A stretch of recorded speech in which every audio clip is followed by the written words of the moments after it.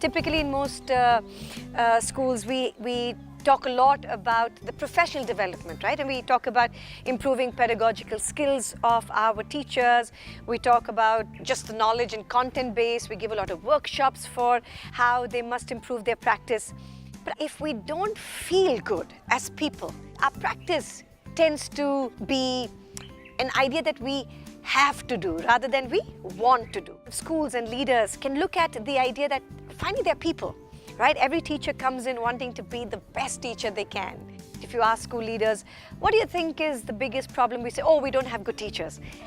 But I think that's really where our role comes in.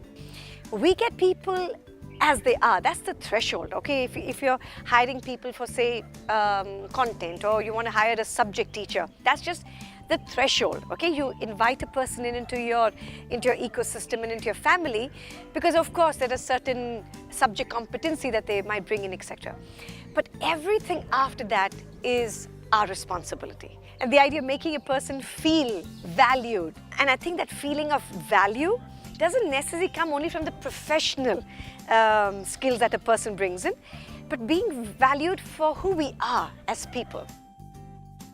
And I've seen that the moment you start giving respect and self-worth, everything professionally starts developing. So telling somebody you're valued because you're entering the family starts with just the simple idea of smiling, or giving a hug. Small things, but they work so far. You know, when your person walks into your family the first time and you kind of say, hi, how are you doing? Are you feeling okay? That sense that I'm somebody and people care is the starting point of your professional development. If I'm working 220 days, then it's 220 days of personal and professional development. Every time that we meet each other, a conversation, it could be observing a practice, it could be the idea of a professional development workshop, it could be a demonstration of practice, it could be taking everybody to see a movie. All of these on a daily basis is an opportunity to develop your team personally and professionally. So what you will find here is really this wonderful menu. The menu that talks about in terms of personal development. It could be like going for a retreat, or for instance, a mental spa, right? Just sending an email with some wonderful YouTube links or articles to read.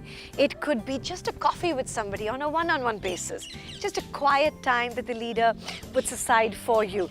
It could be lunch that you go. Similarly, in the professional development, you'll find a huge menu which talks about teacher observation practices, or it could be a masterclass, getting a master to come and have a masterclass with you. So what I have seen is that if a leader is genuinely believing that it's her role and responsibility to ensure that every person in her team is valued and then does work that is of value, that's when you have a team that starts doing not something what they have to do, but that they want to do. That's really what the pillar will give you.